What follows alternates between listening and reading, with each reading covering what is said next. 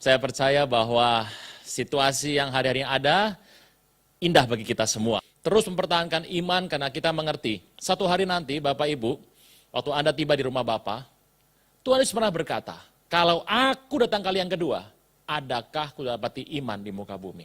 Nah, hari-hari ini kalau kita melihat semua situasi yang terjadi, saya percaya bahwa dimanapun Anda melihat ibadah online, saya percaya bahwa terus bersama dengan keluarga, biarlah iman kita, semangat kita sama Tuhan tidak pernah kendor. Pertanyaan banyak sekali datang. Ada orang bertanya begini sebetulnya. Kenapa sih Pak sebuah penghukuman itu ada yang datangnya cepat, ada yang lambat, ada yang sangat cepat. Saudara Tuhan, Alkitab menjawab semua apa yang menjadi pertanyaan hidup manusia. Kalau kita melihat, mari kita lihat sebentar firman Tuhan bahwa dimanapun hidup kita berada, saya percaya bahwa Tuhan selalu hadir. Dan Alkitab adalah satu-satunya acuan di muka bumi yang menurut saya ini bisa cerita banyak soal masa depan. Tidak pernah ada kitab dimanapun di muka bumi yang bisa bicara masa depan lebih lengkap daripada firman Tuhan Alkitab. Dan saya harus mengatakan bahwa dalam segala peristiwa Alkitab piawai untuk menjadi acuan sebuah pertanyaan. Saudara Tuhan, yuk kita lihat sebentar.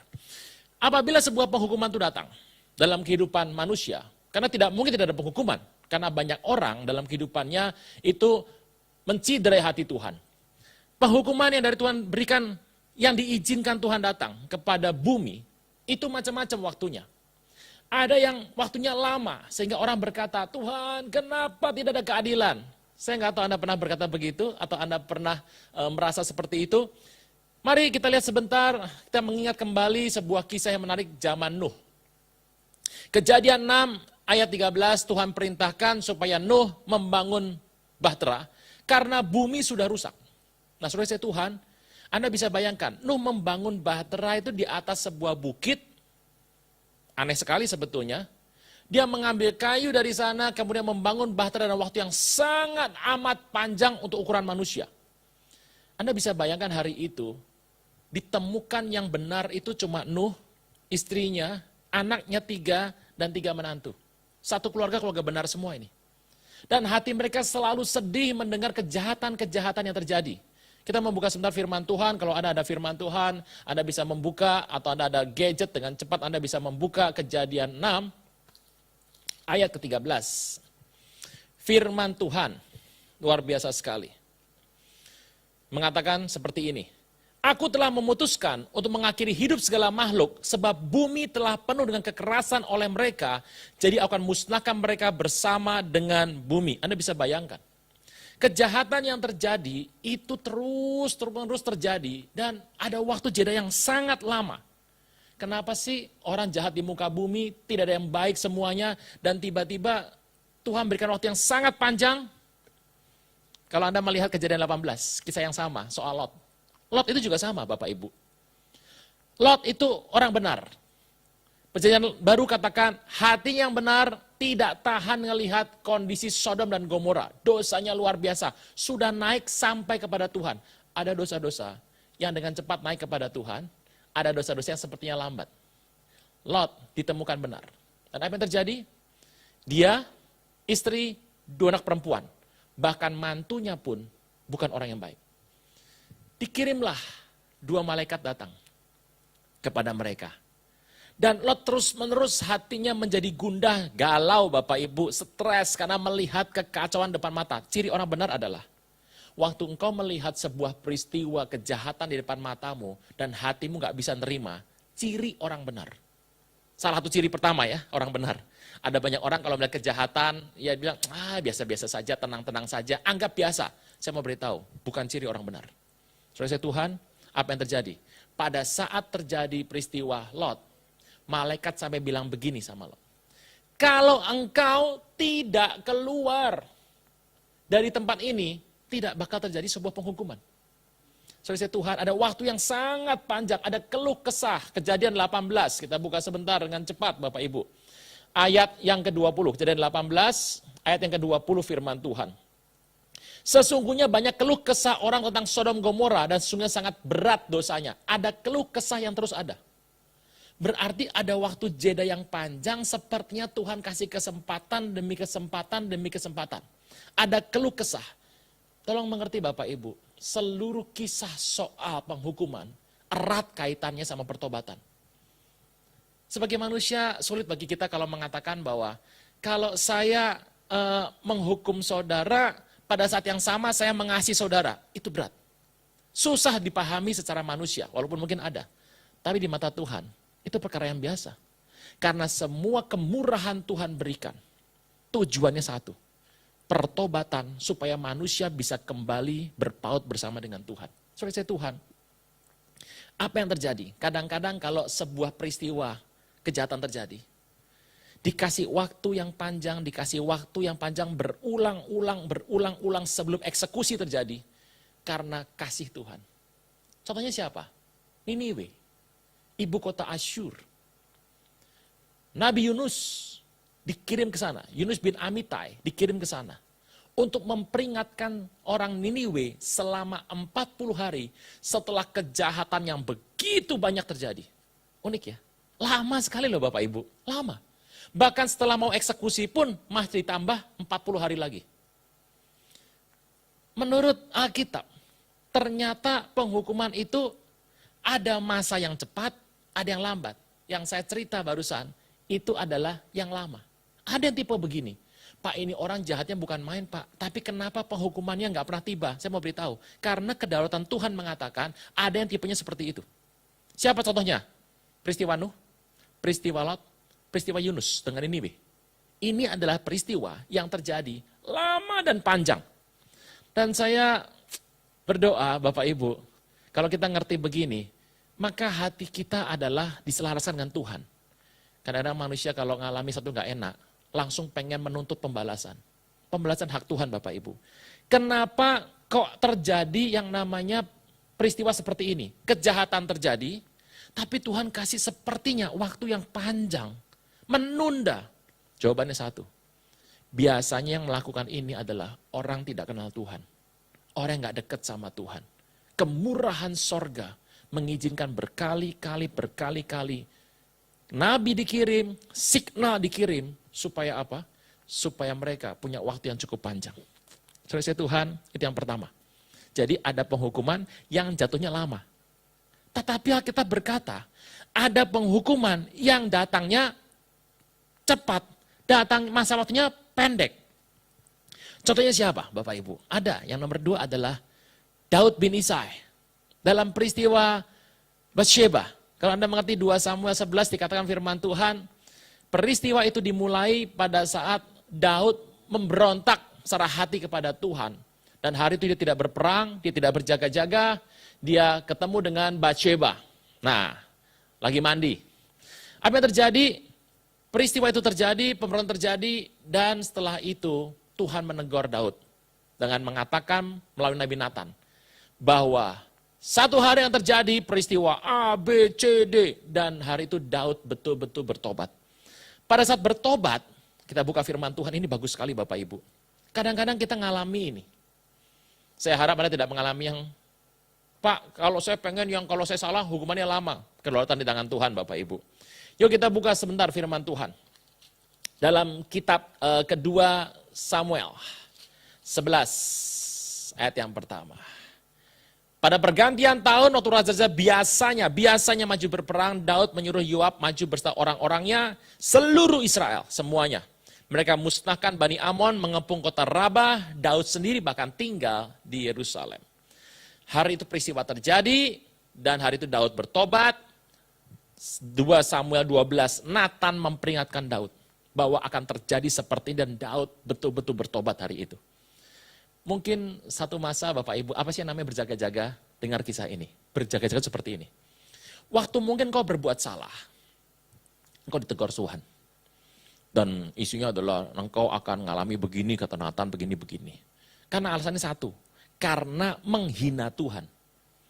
Jadi penghukuman kok bisa lama Pak? Ya karena orang yang melakukan tidak kenal Tuhan. Itu kemurahan Tuhan. Tapi kenapa kok ada orang yang bersalah, penghukumannya lebih cepat?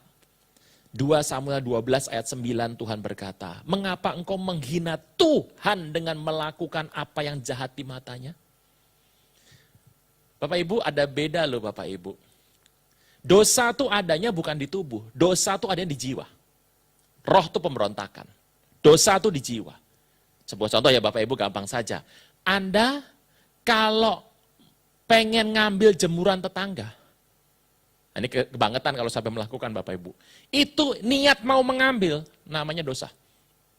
Tetapi engkau nggak mungkin masuk penjara, engkau belum ngambil. Tetapi kalau engkau sudah mengambil, namanya bukan dosa, namanya kejahatan. Jadi kejahatan itu apa sih? Dosa yang dibuat di dalam tubuh atau dalam jasmani. Selama di pikiranmu namanya dosa. Tetapi pada saat engkau lakukan itu, namanya kejahatan. Nathan berkata kepada Daud, bahwa engkau telah berbuat jahat di mata Tuhan. Kata jahat membuktikan bahwa Daud sudah melakukan dalam tubuhnya. Nah, saudara saya Tuhan, firman Tuhan berkata, kalau sampai menghina Tuhan, saya mau beritahu, akan terjadi sebuah penghukuman yang cenderung lebih cepat.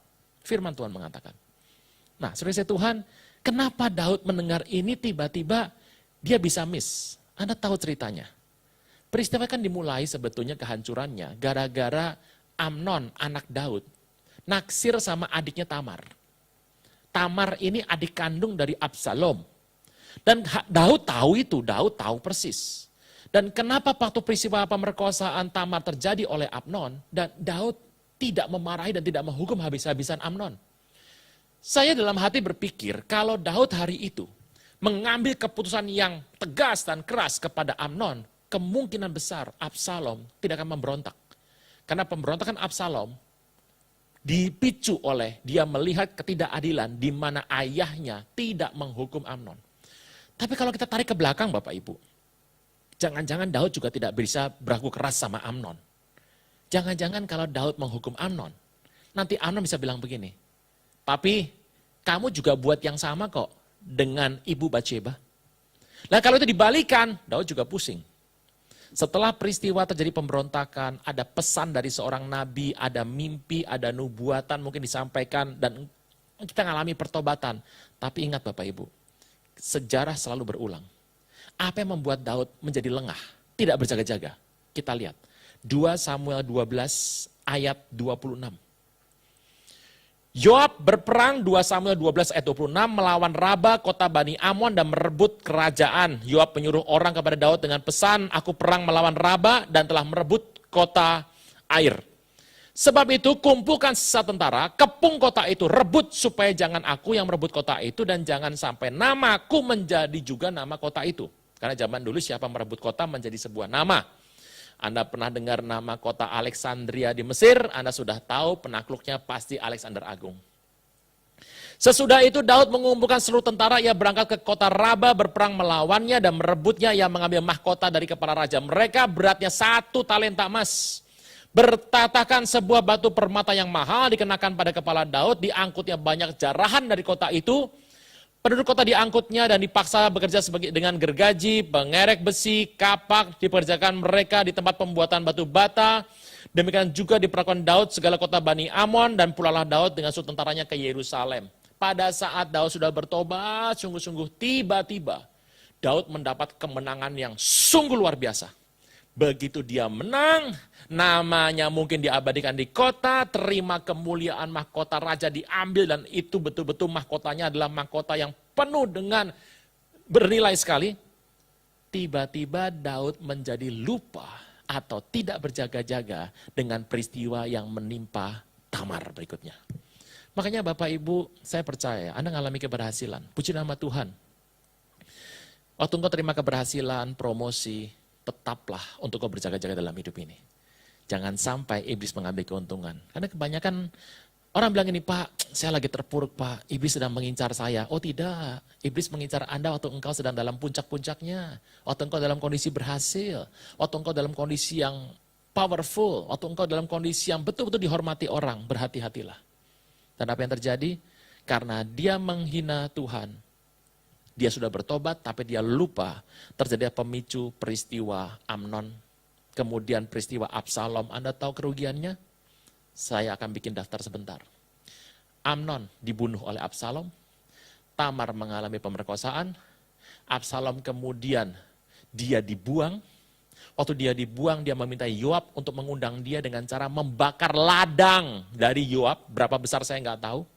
Setelah itu kemudian Yoab kesal karena dia membawa Absalom datang kepada Daud. Dia mengalami pencitraan karena Absalom itu berontak. Dia bunuh Absalom. Dan peperangan Absalom dengan Daud memakan jumlah korban yang sangat besar. Satu kesalahan tidak bisa kejaga. Kerusakannya besar sekali. Ada penghukuman yang datangnya lama. Biasanya orang tidak bertobat. Nggak kenal Tuhan. Waktu kita masih salah zaman dulu, zaman kegelapan. Tuhan sabar sama kita. Tetapi yang kedua, Alkitab mencatat ada penghukuman yang cepat. Loh kenapa cepat? Ya karena menghina Tuhan. Saudara Tuhan, ada lagi yang ketiga. Nah ini mengerikan. Penghukumannya seketika. Tidak pakai lama. Nah, ada kalau ke rumah makan kan begitu Bapak Ibu ya. Kan di sini rumah makan ini, banyak ini. Pesan makanan nggak pakai lama, nah itu ya. Lama, ada yang cepat, ada yang seketika. Siapa contohnya seketika? Kurun waktunya pendek sekali. Anda masih ingat peristiwa Nebukadnezar? Nebukadnezar pernah bermimpi, kalau Anda membaca firman Tuhan, dia pernah bermimpi. Dia mimpi melihat sebuah pohon besar yang sangat luar biasa indah. Kita buka firman Tuhan saja sampai dipersiapkan. Itu adalah mimpi Nebukadnezar. Kalau Anda melihat Daniel 4, pohonnya besar sekali, tiba-tiba pohonnya itu sudah besar, pohonnya kemudian dipotong, tinggal tungkulnya saja, dan kemudian pohon itu kena embun. Dia nggak ngerti apa cerita dari mimpi ini, sampai kemudian Daniel menyampaikan arti dari mimpi ini. Coba lihat sebentar firman Tuhan yang ada di Daniel 4 ayat 20. Pohon yang Tuanku lihat itu sampai ke seluruh muka bumi, sampai daunnya, buahnya berlimpah, semua binatang makan dari pohon itu adalah Tuanku ya Raja. Jadi Nebukadnezar itu. Tapi satu ketika adalah ayat 25, Nebukadnezar jadi sombong dan dia dihalau dari manusia, jadi gila. 7 tahun gila. Waktu dia gila 7 tahun, satu hari nanti dia kembali lagi memuliakan Tuhan dan kembalilah kejayaannya. Kita lihat Daniel keempat ayat 26. Yang dikatakan tentang membiarkan tunggul pohon berarti kerajaan Tuanku kembali, Tuanku pegang segera setelah Tuanku mengakui bahwa sorga yang punya kekuasaan. Ayat 27, jadi Raja, biarlah nasihatku berkenan kepada hati Tuanku. Lepaskan diri Tuanku daripada dosa. Jadi kalau mau ngalami sebuah pemulihan, lepaskan diri dari dosa dengan cara apa? Satu, melakukan keadilan. Adil itu nggak membeda-bedakan Bapak Ibu. Daripada kesalahan dengan menunjukkan belas kasihan kepada orang tertindas. Ternyata kalau kita belas kasihan sama orang tertindas, itu luar biasa sekali. Bapak Ibu, puji nama Tuhan, ngalami peristiwa-peristiwa sampar hari ini, kita dikasih kesempatan yang sama untuk mulai memperhatikan orang tertindas. Dengan demikian, kebahagiaan Tuanku dilanjutkan. Nebukadnezar lepas, senang dia. Oh iya ya, ini aku harus bikin kebaikan, bikin segala macam. Dia sudah bikin, dia lupa. Alkitab berkata, setelah lewat 12 bulan, setahun, udah lewat, udah lama nih. Dia lagi jalan-jalan di sotoh istana, dia melihat Babel yang indah, langsung tiba-tiba hatinya bilang begini, inilah Babel yang besar yang telah kubangun dengan kekuatanku, oleh kuasaku, untuk kemuliaan kebesaranku, aku yang bangun. Begitu dia ngomongku, giginya belum kering. Tiba-tiba ada suara dari langit dan berkata, hari ini juga kerajaanmu akan dicabut, engkau dihalau dari manusia. Jadi gila. Makanya orang sombong itu nasib akhirnya jadi gila Bapak Ibu. Nah, kita berkata dengan cepat saja, baru ngomong lo ini. Terjadi. Siapa yang kedua? Anda bisa membuka Kisah 12. Ini semuanya cepat semua ini kejadiannya. Kisah ke-12. Ayat yang ke-22. Firman Tuhan. Kisah 12 ayat ke-22. Rakyat bersorak, ini Herodes Agripa pertama. Jadi kalau tahu Herodes macam-macam ya, namanya Herodes semuanya. Herodes Agung, Herodes Agripa pertama, Herodes Agripa kedua, Herodes semuanya. Ayat ke-20 dikatakan di sana, Herodes marah terhadap orang Tirus Sidon karena persetujuan mereka bersama menghadap dia, memujuk Blastus, pegawai istana raja, untuk ke pihak mereka dan memohon perdamaian karena negeri mereka beroleh bahan makanan dari wilayah Raja Herodes.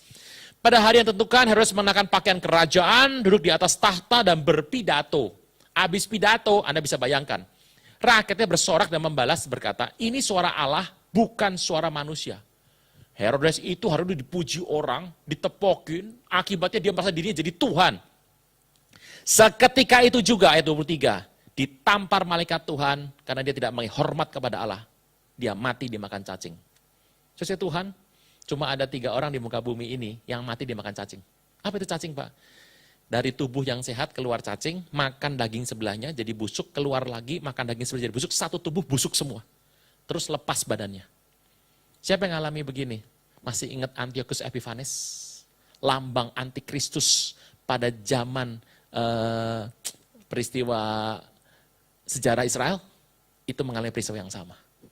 Herodes Agripa pertama mengalami peristiwa yang sama. Kenapa? Tidak menghormati Tuhan. Nebukadnezar kenapa? Dia mengambil hak porsi Tuhan, diambil bagi dirinya. Yang terjadi atas Herodes Agripa pertama, hak milik Tuhan diambil jadi porsi hidupnya. Seketika itu Bapak Ibu kejadiannya. Siapa lagi? Keturunan dari Nebukadnezar. Namanya Belshazzar. Kalau kita berkata Belshazzar itu bukan anak dari Nebukadnezar Bapak Ibu. Belshazzar itu adalah keturunan-keturunan dari Nebukadnezar. Dia memang memanggil ayah kepada Nebukadnezar. Daniel 5, kalau Anda melihat firman Tuhan dengan jelas dikatakan di sana. Ini orang sudah tahu bahwa sejarah mencatat Nebukadnezar saja mengakui Tuhan dan akhirnya bertobat dipulihkan. Apa yang dia buat? Daniel 5 mengatakan, ayat yang ketiga, di bawahnya perkakas emas perak diambil dari bait suci rumah Allah di Yerusalem. Raja, para pembesar, istri, para gundik, mereka minum dari perkakas itu, minum anggur, memuji dewa-dewa emas dan perak, tembaga besi kayu batu. Dia mabuk berat. Dia pakai benda-benda kudus yang dipersembahkan untuk Tuhan. Dan dia memakai benda itu sambil menyembah dewa-dewa yang lain. Dewa-dewa materi. Alkitab berkata tidak berapa lama ada punggung tangan keluar menulis sebuah tulisan. Tak ada seorang pun bisa mengartikan. Cuma ada satu yang bisa. Daniel. Dan dia berkata tulisan itu punya arti. Menek-menek, tekel, ufarsin. Numbered, weighted, division. Menek, dihitung, weighted, ditimbang. Farsin, peresh dihancurkan. Parashim artinya adalah jamak, dihancurkan. Kerajaannya dibelah. Dan apa yang terjadi kalau kita melihat firman Tuhan ini? Ayat 29, atas titah Belshazzar dikenakan pada Daniel pakaian dari kain ungu, pada lehernya dikalungkan rantai emas, dimaklumkan tentang dia dalam kerajaan yang mempunyai kekuasaan sebagai orang ketiga. Sambil pesta, dia nggak pernah paham. Tentara Persia sudah ada di depan kerajaan, halaman kerajaan. Pada malam itu juga terbunuhlah Belshazzar, orang Kasdim. Malam itu juga di tengah-tengah pesta, dia lupa ada orang Persia sudah masuk ke pintu istana. Malam itu juga, seketika setelah dia berdosa, ada teguran, langsung seketika itu juga dia mati pada malam itu. Kejadiannya sangat cepat, seketika dia nggak takut. Dia melihat Belshazzar mengalami hukuman, dia nggak takut. Dia tidak menghormati Tuhan, masih menyembah dewa-dewa dengan menggunakan perkakas bait suci. Apa yang terjadi? Saudara Tuhan, yang terjadi adalah firman Tuhan. Belshazzar akhirnya mati pada hari itu. Cepat sekali, cepat sekali. Jadi penghukuman itu Bapak Ibu ada yang cepat, ada yang seketika, ada yang lambat. Biasanya, yang lambat itu karena orang gak kenal Tuhan. Karena belas kasihan Tuhan. Ada yang cepat karena apa? Dia menghina Tuhan, tetapi tidak berjaga-jaga. Makanya pentingnya berjaga-jaga Bapak Ibu setiap saat. Dan yang ketiga adalah yang seketika. Kenapa? Orang-orang yang tidak menghormati Tuhan dan dia masih menyebut itu sebagai perkara-perkara menyembah dewa. Kita pernah berkata jangan menghujat Roh Kudus. Kenapa? Tiada ampun. Nah, saudara Tuhan, Pak, kalau akhir zaman ini penghukumannya bagaimana, Pak? Nah, ini yang bagus. Saya tutup dengan Matius 13:24. Matius 13:24. Firman Tuhan. Saya bacakan. Matius 13 ayat 24 bilang begini. Perumpamaan tentang lalang dan gandum. Saudara Tuhan, akhir zaman penghukuman bagaimana? Tuhan berkata kepada malaikat, jangan dicabut. Nanti waktu mencabut lalang, gandumnya ikut. Artinya apa sih Bapak Ibu? Di muka bumi ini ada tipe yang namanya lalang sama gandum.